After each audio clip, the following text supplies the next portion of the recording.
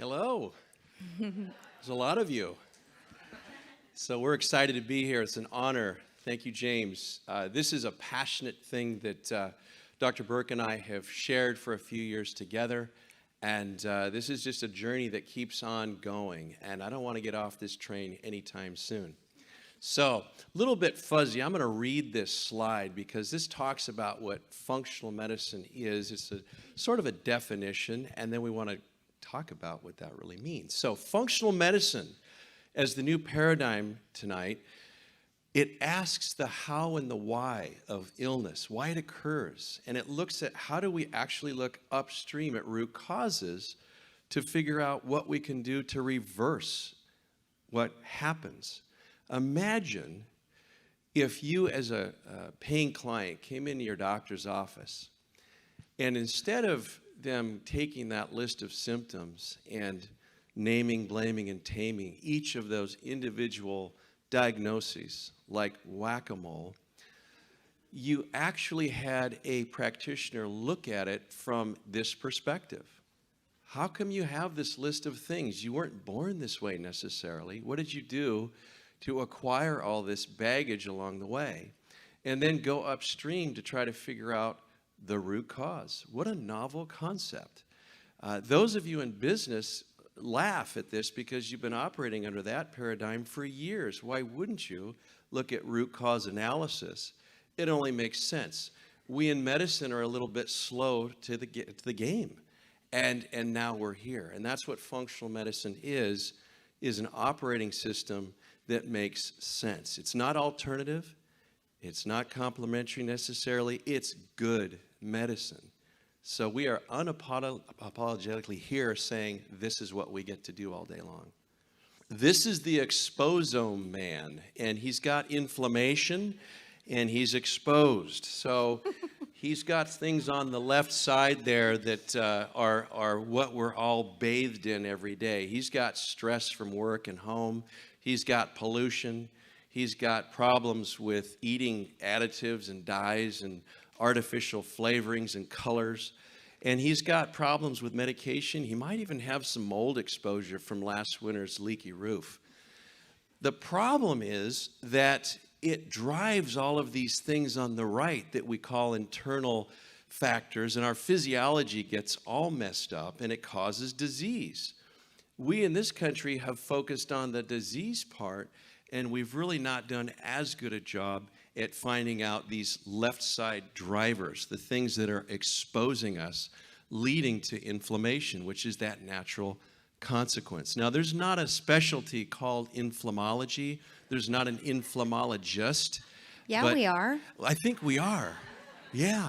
So that's my greatest honor, to someday die, and on my epitaph it says, first inflammologist. That'd be wonderful. That would be tremendous success. So I'm going to focus us in on an area of chemicals. And what we want to look at is this concept of endocrine disrupting chemicals. So I have people tell me all the time, oh, I don't have any chemical exposure. And it's very hard for me not to laugh because we literally live in a soup of chemical exposure.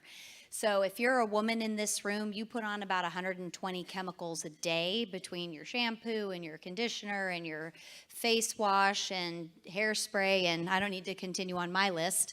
So these are some of the things over here that are considered endocrine disrupting chemicals. And what that means is these are things that are foreign to the body, but once they're in our body, they act like a hormone, or they block the receptors that are supposed to receive the hormone, or they stimulate additional hormone release. They disrupt the way that our hormonal system is meant to communicate.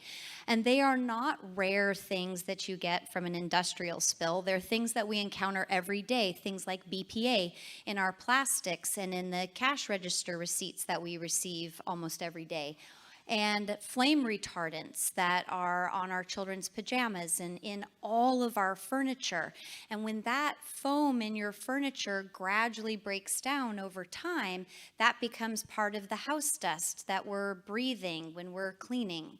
And then we have things like pesticides that are used all around us and on the food that we eat, and phthalates that are also plasticizers, but in addition, they're in pretty much anything you buy that's a personal care or household product that has a fragrance. And all of those things disrupt our endocrine system. And it doesn't take large doses of those. Very, very small doses can have a significant impact. If you think about it, we have a hormone called estrogen, all of us in the room actually, but us girls have way more of it. And I think we can all agree that it's a pretty potent hormone. And it is measured in a unit called picograms per deciliter. And to give you some perspective, that's about the equivalent of an eyedropper full in a swimming pool. So very small doses can have very large effects. So the idea that these are small amounts just doesn't play for us. So back in 2012, the World Health Organization identified this as a world crisis and published this white paper called The State of the Science. And they reviewed all of the literature around chemicals and the chemical impact on the endocrine system. And their summary report is a mere 289 pages. So we know a lot about chemicals and how chemicals disrupt our body, even though there's still a lot that we don't know and that we don't have figured out. One of the things that we see is the disruption of the insulin signaling. And in our bodies, things like the phthalates and the pesticides can either stimulate the beta cells in our pancreas to make more insulin or impair the insulin production or impair the insulin signal at the level of the cell. And if you look at the growing crisis of diabetes, we've got 30 million people in the US that have diabetes, almost 10% of our population. About 5 million of those are type 1 diabetics, and 8 million of those are people who don't even know they have diabetes. Then we have another 84 million people with prediabetes. Well, that's not so bad, right? You don't have diabetes. But actually, you do. From a metabolic standpoint, prediabetes is just diabetes that hasn't crossed the finish line yet. So when you put that together, we're at a total of 114 million people in the US. Over a third of our population is affected by this disease. And it's projected to increase by more than 50% in the next 15 years.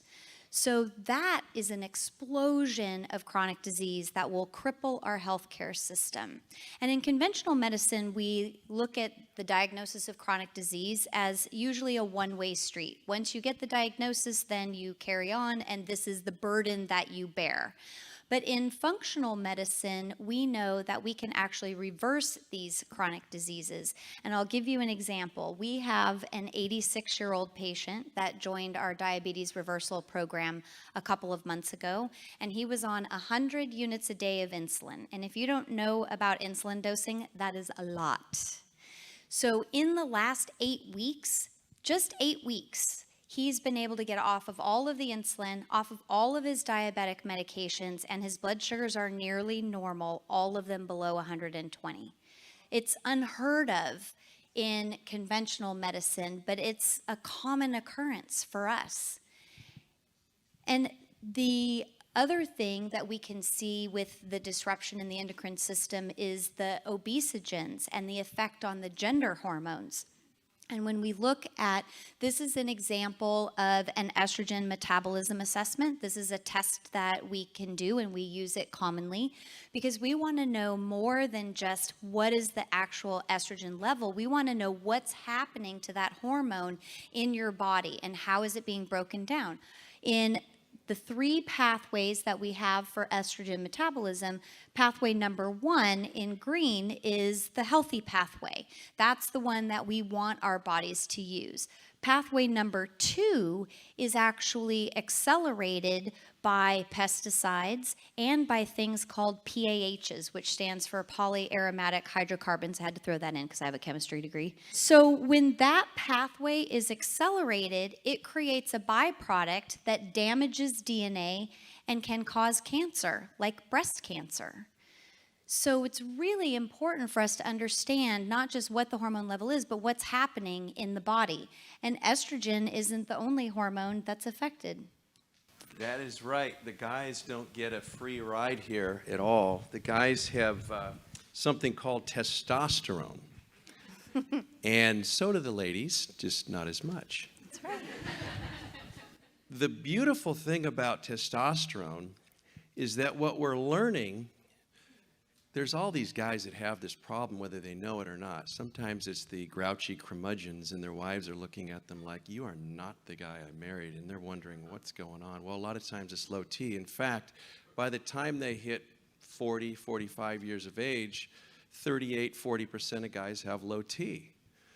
And in fact, the most common type of low testosterone of that group, 70% of them have one of these metabolic diseases, diabetes, obesity, things that are lifestyle diseases, that a few years ago we really didn't even make that connection.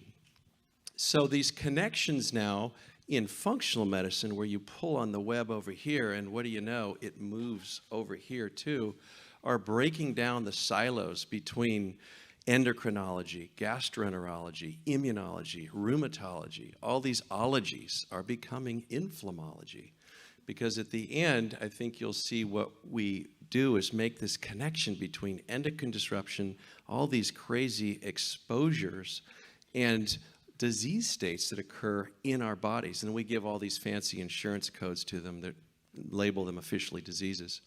What is this? This is metabolic syndrome, which is related in some ways to diabetes. It involves some blood pressure issues, problems with where you put your body fat versus muscle, issues with glucose. And all of this center row of this slide, obesity, hypertension, dyslipidemia, hyperglycemia, insulin resistance, these are all the diagnoses that we in Western medicine were trained to recognize and basically throw a pill or something like that its direction to resolve. What we're now seeing is that this is the tip of the iceberg. We've got androgen deficiency, which is low T, up there on the top, and metabolic syndrome, which is this cousin to diabetes on the bottom. And these arrows are going both ways, showing how they're all interconnected. When you treat obesity, guess what? Your testosterone goes up. We have a guy that presented, stressed out attorney, love him, middle-aged, came in with, the pot belly. He had a lot of stress. He was on insulin. He had type 2 diabetes. And he said, look, I hear you're a guy that treats low testosterone. I think I need some tea. Sure enough, we did his tea. It was in the basement. After about 6 months, though, working with the health coaches, working with the dietitians to look at his diet, his carb load, to look at the stress in his life, to give him some practical tools on how to manage the stress in his life, to get him sleeping again. We got him doing some resistance training. And just that with the 8 hours a night sleep, managing stress, 6 months into it, the guy's low T had risen by 50%. So he left without needing a testosterone prescription. And it's that kind of interconnected knowledge that makes me want to go to work Monday morning. It's fun. Basically, what we're trying to do is, as functional medicine doctors, make the connection in the patient's mind between what happens, what behaviors they do, what happens to them in their environment, and their physiology. It's this stewardship, this accountability that we're trying to foster, a sense of community where what Dr. Burke does might affect her blood pressure, and if she has to have a high blood pressure pill, we're in the same risk pool.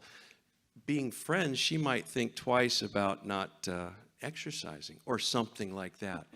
We're trying to get away from that perverse disincentive that we've gotten into with traditional insurance, where we're going to stick it to them because we're paying all that policy premium, as opposed to all trying to be well. And that's really what we're talking about.